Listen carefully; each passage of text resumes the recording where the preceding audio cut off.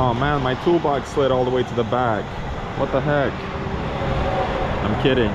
We just added another tank back here for extra fuel capacity. We have a gauge. It's almost at 3600 psi, but I'm topping it off because I'm taking a road trip. So what we have here is we have a small tank design that the range is very small, and and this truck is a bi-fuel, but what we did was we put another 21x60, which holds about, realistically holds about 18 gallons. It's a 21 gallon tank, but it holds 18 gallons of natural gas. This is a 2020 6.2 bi-fuel setup. There's the bi-fuel switch. It also has a gauge on there. I'll show you later. The LEDs light up, and you press a button to switch from fuel to fuel. It takes a couple seconds to switch. So I can finally show under the hood of this vehicle. It's a 6.2, like I said, and this is a new low pressure design. Now this is a CNG, natural gas prepped truck that comes with a prepped engine from Ford. So it does come with ports on top of the intake. So there, as you can see on this side, there's two separate fuel rails, and there's two separate fuel rails on this side. There's a crossover hose. This gauge is just for testing, so in the production vehicle you will not see that gauge there. But so it's got 8 additional Bosch injectors under the hood, and it is direct injected. So once you click that switch, it turns off the gasoline injectors and kicks on the natural gas injectors, and you're running on CNG. So this truck here has a big gasoline tank, and I can already travel almost 600 miles on just gasoline, and additional 22 gallons of natural gas in the back right now. I could probably travel close to 850, maybe 900 miles with one fill up of gasoline and CNG. So I just topped off the natural gas tanks, and we will see how far I get on natural gas before it switches over. Taking a trip up to Michigan, Detroit, Michigan, and it's about 650 miles to my destination. I am leaving Arden, North Carolina. So let's start driving. So here's what the switch looks like. It's a switch and a gauge. As you can see right now, the green LED is on, so it is running on natural gas at the moment. And I have 4 LEDs lit up, meaning I have 4 LEDs on right now, so meaning it's a full tank of natural gas. If I click the button, it switches over to gasoline just like that. So then you have the red light on. It's a gas can. It shows that you're running on gasoline, and then boom, you click it. It's instant. It doesn't stumble or anything on the switch over. It's such a smooth switch over, and there you have it. This truck is a test vehicle. I think it has about, let me see, it just hit 5,000 miles. So alright, let's get to driving. I hate driving in the rain, mostly because it's like sleeping weather and I feel tired when it's raining, but luckily I have this sugar-free Red Bull here to keep me awake. But AltechEco used to have a fuel gauge right here for natural gas. You might have seen that in some of my other videos or on my Instagram, where the fuel gauge showed the actual PSI in the natural gas tank. So that was more convenient,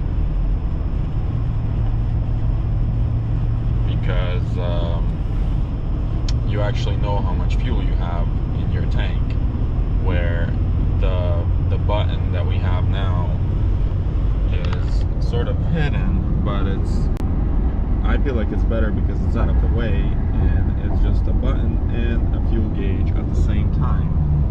Where that gauge up here was cool because it showed BSI, but it also gets in the way, so you know, it's sort of like you're kind of staring at it when you're driving, and it's just not that great. But this here, like driving this truck, it feels like it's just runs on gasoline, you know, there's no difference.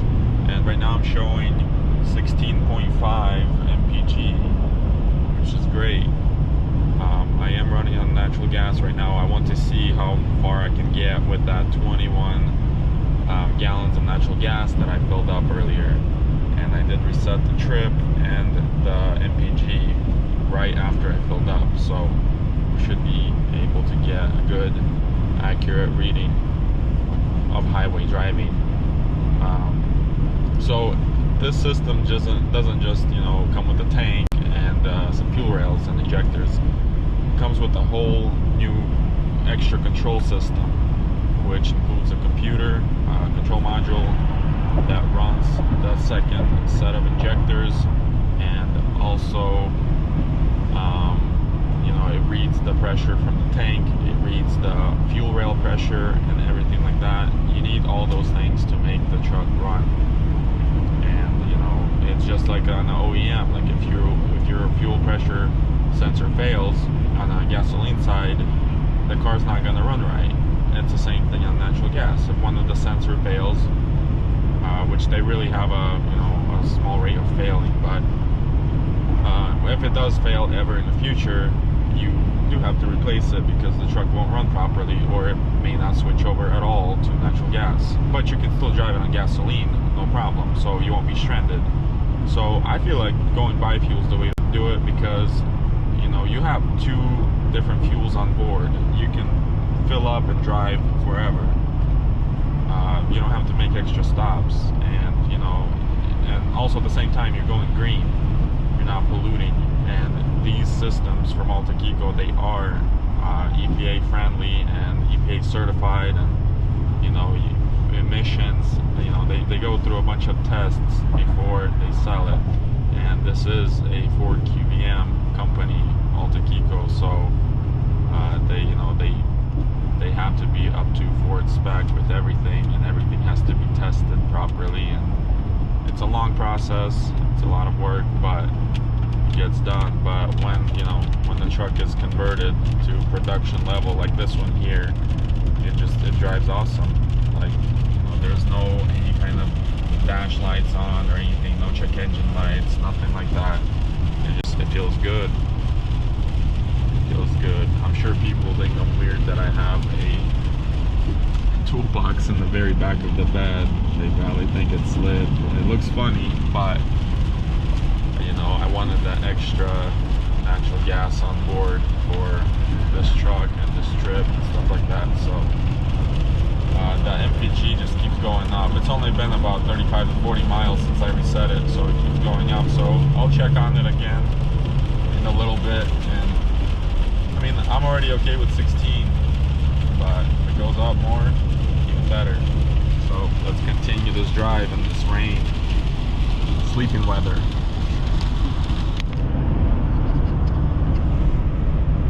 So about an hour and a half into the trip, and 100 miles later, I am getting 19.5 miles per gallon, which is awesome. And also, I want to explain the second tank setup in the back of this bed. The way it's hooked up is the primary CNG system is only at 900 psi when it's full. It's a low pressure design. It's for you know, shorter range fill-ups, this and that. So the way we have the other tank hooked up is it's basically like an onboard fueling pump. 221 miles into the trip, I am still running in natural gas. As you can see, I still have 3 LEDs, so that's 3/4 tanks of fuel still remaining. So far it's a good trip. I still haven't filled up. 221, so far on CNG, and I'm showing 718 miles to empty. That's on gasoline, so I might be able to get 1,000 miles if I fill up both fuels. I think I could get 1,000 miles out of this truck without fill-ups, and that's pretty impressive, I would say. Yeah, so let's continue this drive. So 326 miles on natural gas. I had about 21 gallons filled up of natural gas in the back of this truck, and the truck just now switched over to gasoline. And on gasoline, I'm showing, let's see, on gasoline I can drive, well, right now it's showing 1,000 miles on gasoline. It's because the computer caught on that I wasn't using gasoline, so it kept adding and adding. So from this point I should be able to drive about 600 miles on gasoline because of the size of the tank on this truck. So you know, I could get close to 1,000 miles on this fill up of natural gas and gasoline, and that is awesome. I mean, it saves a lot of time when you don't have to stop at gas stations and stuff like that. Stopping at a gas station takes up a lot more time than stopping at a rest area or something just to use the restroom. So that's it. When I stop again, I'm gonna show a little bit more under the hood and talk more about how the system works. I talked a little bit about it in the beginning of the video, but I think there's a few more things I'd like to add that I forgot to mention, like the extra computer and the wiring that's installed onto this truck that comes with the system when you buy it. Alright.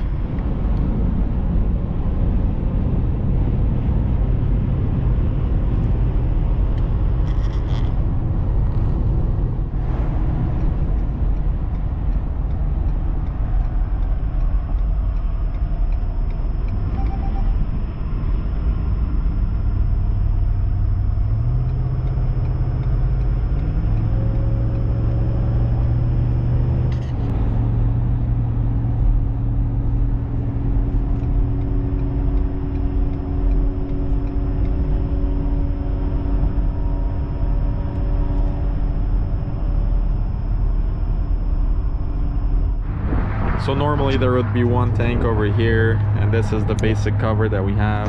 You can also get it in black. And back here, like if you wanted the toolbox, it would be up front. And there is some storage up here. It's not much room, but it's something. It's so windy out here. And so under the hood,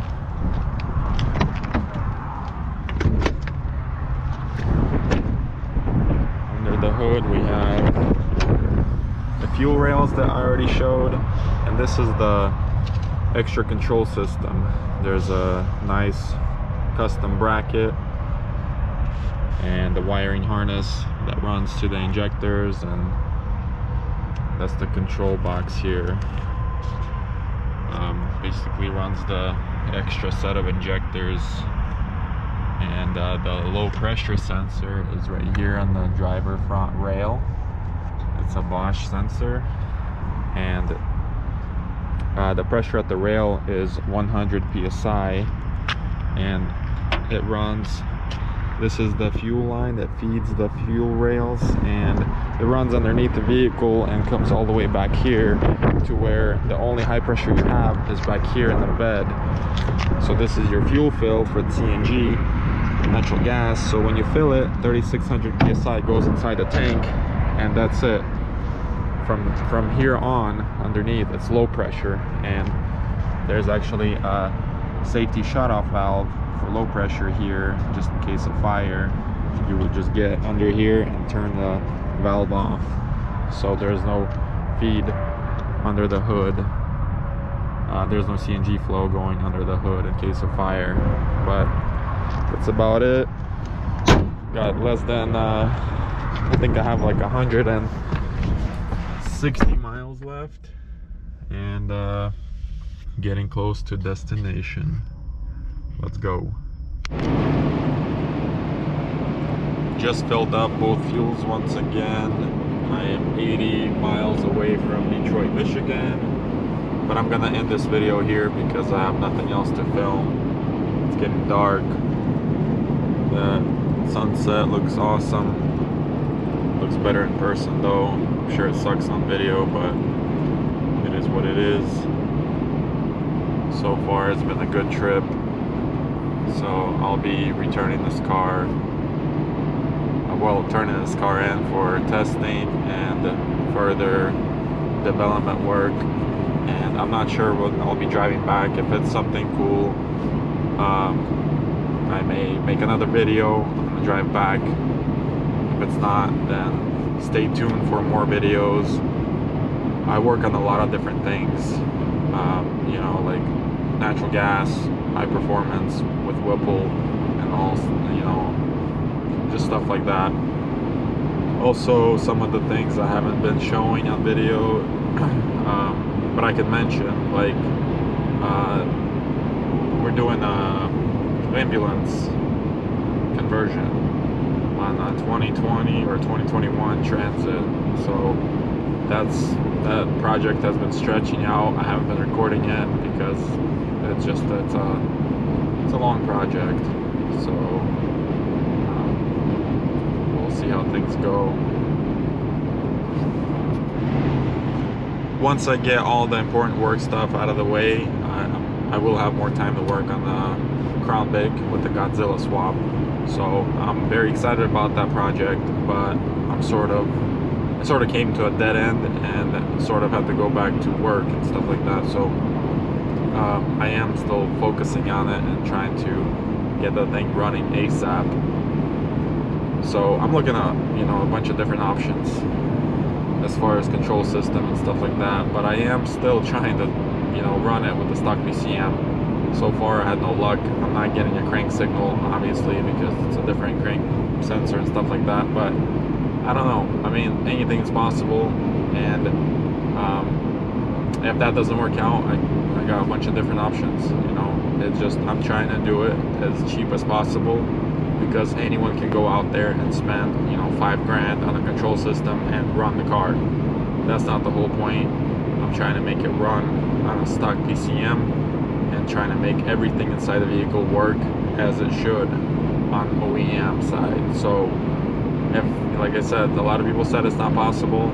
Some people said it may work. So I'm still digging into it. I'm still modifying wiring. I'm doing what I can when I can. That's just a personal project. So it's, most of it is done like after hours and stuff like that. I've been focusing more on work lately, so it's been busy, but it's been a good year so far. So stay tuned. There's going to be more videos about trucks, cars, high performance, ambulances, 4x4 conversions, anything. Everything's going to be legit. All right, later.